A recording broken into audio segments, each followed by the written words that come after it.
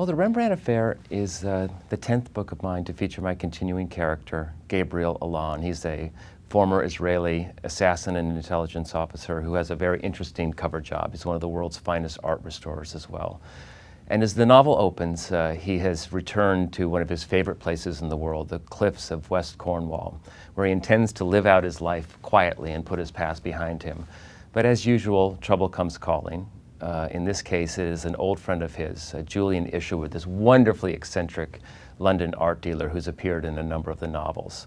And Julian has some bad news. An art restorer has been brutally murdered in the ancient and mystical city of Glastonbury, England, and a long-lost Rembrandt portrait has been stolen.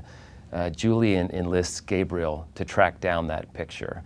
And although Gabriel does not know it at the time, his quest to find that painting will lure him straight back into the arms of his old masters in Tel Aviv.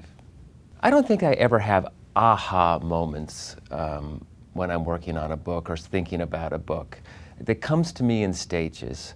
But I will say that the real inspiration of the book and the spine of the book is greed. And I think that, like a lot of Americans and people around the world who watched this global meltdown that we had in the last couple of years, I was astonished by the level of greed and the things that people did in order to make money.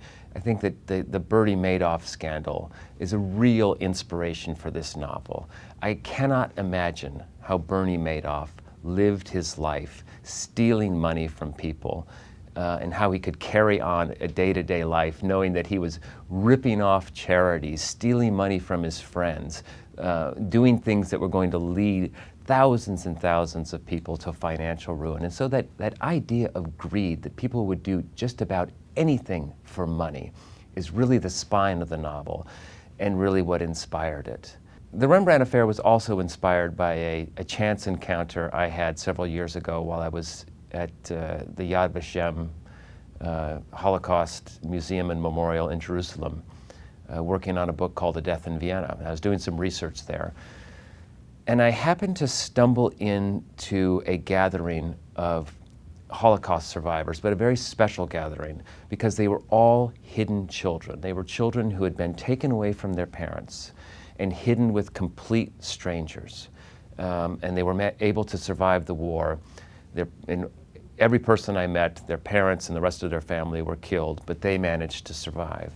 And I sat with these people for several hours and listened to these horrendous, heart-wrenching stories about what it was like to be in hiding, what it was like to survive when the rest of your family had been killed, what the guilt that they carried with them for the rest of their lives. And some of the people I met there were from Holland, from Amsterdam. And I knew then that at some point I was going to write a book that featured a hidden child in Amsterdam. And I didn't know when, I didn't know how, but I knew that I had to do it. What was funny is that I was finishing what was a trilogy of books that dealt with the unfinished business of the Holocaust. And I couldn't write it then. I had a choice of either writing the fourth book of a trilogy, never a good idea, or setting it aside and waiting until the time was right. And I did that. So I put those stories and that experience in my back pocket, and I waited and waited and waited until the time was right. And the time was right.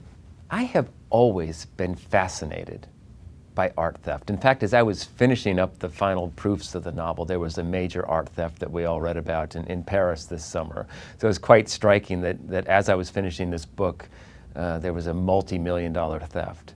And I think we're all intrigued by the idea of people sneaking into museums and chateaus and villas and plucking a painting worth millions of dollars, or in some cases hundreds of millions of dollars, off a wall, and that painting vanishes forever.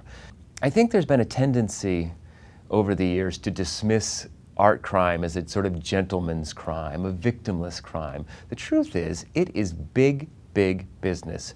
Interpol estimates that the trade in looted art and antiques is $4 to $6 billion a year globally. If you rank that on the most lucrative crimes list. It comes in, I think, at about 4th place behind money laundering, drug dealing, and arms dealing. So it's a big, big business.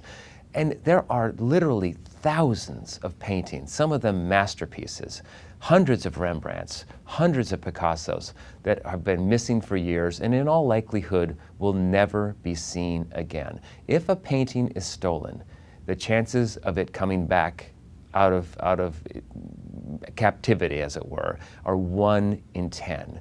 If there were such a thing as the Museum of the Missing, it would truly be one of the greatest museums on earth. It would rival the Louvre. You know, when an author writes a character for as long as I've written Gabriel Allon, you develop a very special relationship with that person. And I do think of him as a person at this point.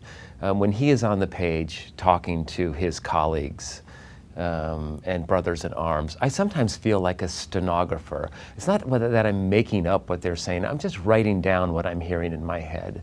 But I do believe it is a very complex relationship that develops between author and character. You know, I'm often asked by readers, are you Gabriel? Is Gabriel you? What things do you have in common? And the answer is we have very, very few things in common. He is an Israeli assassin. He has killed many, many people in his life. He can also, the very next day, stand in front of a painting by Titian or Bellini and paint like the great masters. I can't do any of those things. I think if there's one thing we do share in common is that Gabriel is clinically shy, and so is the author who created him. The Gabriel Allon series has featured a number of very prominent female characters, but the character that I created for the Rembrandt Affair is quite possibly my favorite of all. Her name is Zoe Reed. She is a hotshot investigative reporter for a newspaper called the Financial Journal of London. She has a reputation of making mincemeat out of businessmen who step out of line. Zoe is tough. Zoe is smart. Zoe is unforgiving. Zoe will stop at nothing to ferret out the truth when people step out of line. But Zoe is keeping a secret herself. Zoe has made a dreadful mistake in her personal life, and she gets a chance to make that mistake right, and she takes it. There is a wonderful quotation attributed to Balzac: "Behind every great fortune lies a great crime," and it serves as the epigraph for this novel. And it also is a wonderful description for the villain of my book, Martin Landesman. He is a Swiss businessman of untold wealth, but he is also a prophet of corporate responsibility. He gives millions and millions of dollars away each year to charities and projects around the world. And he has this wonderful gleaming reputation, adored the world over. And you know what?